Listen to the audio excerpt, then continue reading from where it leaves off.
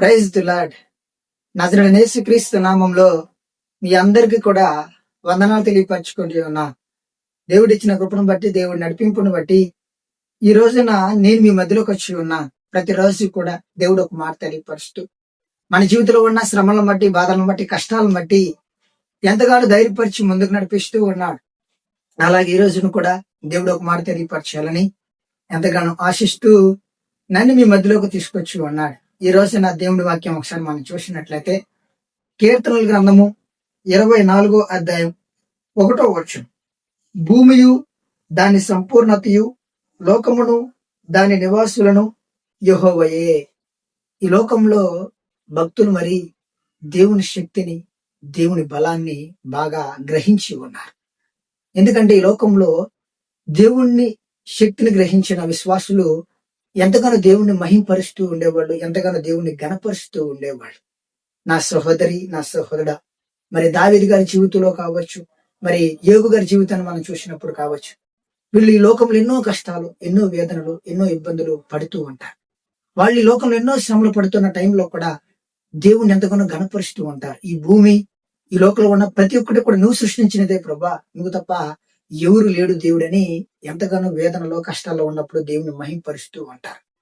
వాళ్ళ విశ్వాసాన్ని, వాళ్ళ నమ్మకాన్ని దేవుడు ఎప్పుడు కూడా వాళ్ళని త్రోసివేయలేదు. వాళ్ళు ఎంతైతే విశ్వసించారో, వాళ్ళు ఎంతైతే దేవుని యందు నమ్మకంతో కలిగి ఉండి దేవుని మహింపరుస్తూ, దేవుని గణపరుస్తూ ఉన్నారో, దాన్ని బట్టి వాళ్ళిద్దరిని కూడా దేవుడు ఎంతగానో హెచ్చించి ఉన్నాడు. దావీదు గారి జీవితం చూసినప్పుడు చాలా ఆశ్చర్యంగా కనపడుతూ ఉంటుంది. దావీదు గారు గొర్రెలు కాచుకునే కాపరిని దేవుడు రాజుగా ఏర్పరచుకొని ఉన్నాడు. మరి యోబు గారి జీవితంలో ఎన్నో మరి వేదనలు, ఇంట్లో మరి భార్య సైతం తిడుతూ మరి బిడ్డలను కోల్పోయాడు, ఆస్తులు, సంపదలు అన్ని కోల్పోయాడు. అలాంటి పరిస్థితుల్లో కూడా మరి యోబు గారు కూడా దేవుణ్ణి మహింపరుస్తూ ఉంటాడు. మరి విశ్వాసం పట్ల దేవుడు ఎంతగా కృప చూపిస్తూ ఉన్నాడో, దేవుణ్ణి విశ్వసించి దేవుణ్ణి శక్తిని గ్రహించినప్పుడు ఎన్నో గొప్ప కార్యాలు మనం చూడగలుగుతాం. అలాగే నా సహోదరి, నా సహోదరుడా, మన జీవితంలో కూడా కొన్ని శ్రమలు, బాధలు, వేదనలు, కష్టాలు వస్తూ ఉంటాయి ఒక్కొక్కసారి. అలాంటి కఠినమైన పరిస్థితుల్లో కూడా దేవుడు ఉన్నాడు. ఈ భూమి ఆకాశాన్ని సృష్టించిన వాడు ఒక్కడే, ఆయన ఒక్కడే మనకి సహాయకుడు, ఆయన తప్ప మనకి సహాయకుడు లేడని మనం కూడా హృదయంలో కలిగి మన బాధల్లో, వేదనలో, కష్టాల్లో దేవుని గణపరిచే వాళ్ళగా మనం ఉండాలని ఆశపడుతూ ఉన్నాడు. ఎందుకంటే ఈ లోకంలో మనం ఒక బిడ్డని కన్నాం అనుకోండి, వాళ్ళకి ఏదైనా బాధ, ఏదైనా వేదన వచ్చినప్పుడు, వాళ్ళకి ఏదైనా పరిస్థితి వచ్చినప్పుడు మనం ఎంతగానో దుఃఖిస్తూ ఉంటాం. మరి నా బిడ్డకి ఎంత బాధ వచ్చింది, నా బిడ్డకి ఇలాంటి పరిస్థితిలోకి వచ్చారే, మరి వాళ్ళని సరిగ్గా చూసుకోలేకపోతున్నానని ఒక్కొక్కసారి మనం ఎంతగానో బాధపడుతూ ఉంటాం. అలాగే ఈ రోజు నీ భూమి ఆకాశాన్ని సృష్టించిన సృష్టికర్త అయిన తండ్రి ఈ లోకంలో ప్రతి మానవుడిని కూడా ఈ లోకంలో మట్టి బొమ్మలాగా చేసి, మరి ఈ లోకంలో ప్రతి మనిషికి కూడా జీవాన్ని ఇచ్చిన దేవుడు మనం నశించిపోతుంటే, మన కఠినమైన పరిస్థితుల్లోకి వెళ్ళిపోతుంటే, మన ఎందుకు పనికిరాని స్థితిలోకి వెళ్ళిపోతూ ఉంటే ఏమాత్రం కూడా ఇష్టపడడు. ఎందుకంటే తన ప్రియ కుమారుడైన యేసుక్రీస్తు ఈ లోకానికి తీసుకొచ్చింది ఎందుకు? మన పరిశుద్ధులుగా ఉండాలని, మన గొప్ప పొజిషన్ లో ఉండాలని, మనం గొప్పగా ఆశీర్వదించబడి ఆయనకి సాక్షులుగా ఉండాలని, మనం ఎప్పుడు కూడా నవ్వుతూ జీవితాన్ని జీవించాలని ఆయన ఎప్పుడు కూడా కోరుకుని ఉంటాడు. ఆయన మన నుంచి కోరుకున్నది ఏంటంటే, ఎప్పుడు కూడా విశ్వాసంతో ఉండండి, నమ్మకంతో ఉండండి.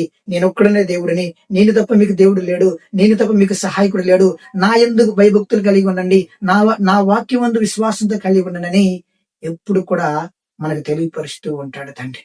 ఈ లోకంలో ఎంతో మందిని వాడుకున్న దేవుడు నిన్ను, నన్ను కూడా వాడుకోగలుగుతాడు, మన బ్రతుకులు కూడా మార్చగలుగుతాడని మనం గ్రహించాం. కాబట్టి నా సహోదరి, నా సహోదర, ఈ రోజు వరకు, ఈ సెకండ్ వరకు నువ్వు ఎలాంటి విశ్వాసంతో కలిగి ఉండావో, ఎలాంటి నమ్మకంతో నువ్వు కలిగి ఉండావో, ఎలాంటి నమ్మకంతో దేవుని మహింపరుస్తూ ఉండావో, ఎలాంటి కఠినమైన పరిస్థితుల్లో మరి దేవుని హత్తుకుని జీవితం జీవిస్తున్నావో లేదో ఒకసారి నువ్వు గ్రహించాలని ఈ రోజున దేవుడు మనందరికీ కూడా మాట్లాడుతూ ఉన్నాడు. ఎవరైతే దేవుని హత్తుకుని జీవితాన్ని జీవిస్తారో, ఎవరైతే దేవుని మహింపరుస్తూ ఉంటారో, ఎవరైతే కఠినమైన పరిస్థితుల్లో కూడా దేవుడు ఉన్నాడు అని నమ్ముతారో, వాళ్ళకే దేవుడి శక్తిని ఆయన బలపరుచుకుని ఉంటాడు.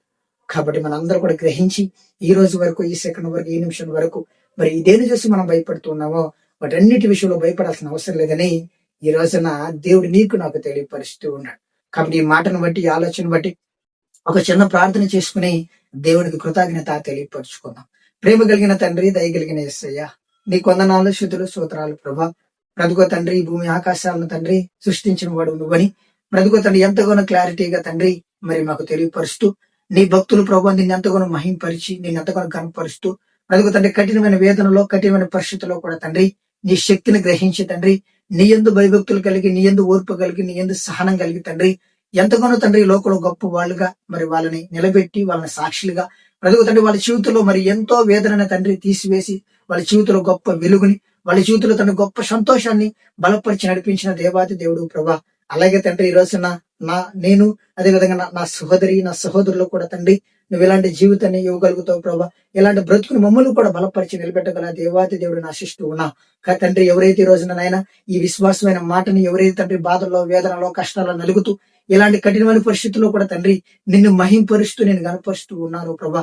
వాళ్ళ జీవితంలో గొప్ప కార్యాలను వాళ్ళ జీవితంలో తండ్రి గొప్ప మేలుల్ని కృపతో నింపి నడిపించి సహాయం చేయమని నేను కోరుకుని ఉన్నా.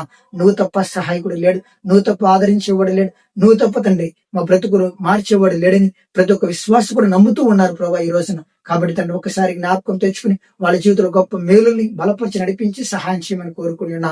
మేము కూడా తండ్రి ఆ రోజుల్లో ప్రభు మరి దావీదు గారు మరి యోబు గారిని తండ్రి సాక్షులుగా నిలబెట్టి ఎంతగానో హెచ్చించి ఉన్నావు. మమ్మల్ని కూడా ఆ విధంగా హెచ్చిస్తే మమ్మల్ని కూడా తండ్రి ఆ విధంగా బలపరుస్తూ నమ్ముతూ ఉన్నాం. కాబట్టి తండ్రి ఈ మాటను బట్టి కూడా నీ కొందనాలు స్థుతులు స్తోత్రాలు. నీ చిత్తమైతే ప్రభా మళ్ళీ రేపు ఉదయ కాలమున నీ కాళ్ళ దగ్గరికి వచ్చినంత వరకు తండ్రి ఈ మాటని ఈ వాక్యాన్ని తండ్రి మా హృదయంలో బలపరిచి నడిపించి సహాయం చేయమని కోరుకుంటూ నజరుడనే యేసుక్రీస్తు నామమున వేడుకుంటున్నాను తండ్రి, ఆమేన్. కాబట్టి మీ అందరికీ కూడా వందనాలు తెలియపరచుకుంటూ ఉన్నాను. ఈ వాక్యాన్ని బట్టి మనం కూడా ధైర్యం పొందుకుని విశ్వాసంతో ఉండాలని ఈ రోజు నా దేవుడు మనందరికీ కూడా తెలియపరుస్తూ ఉన్నాడు. ఆమేన్.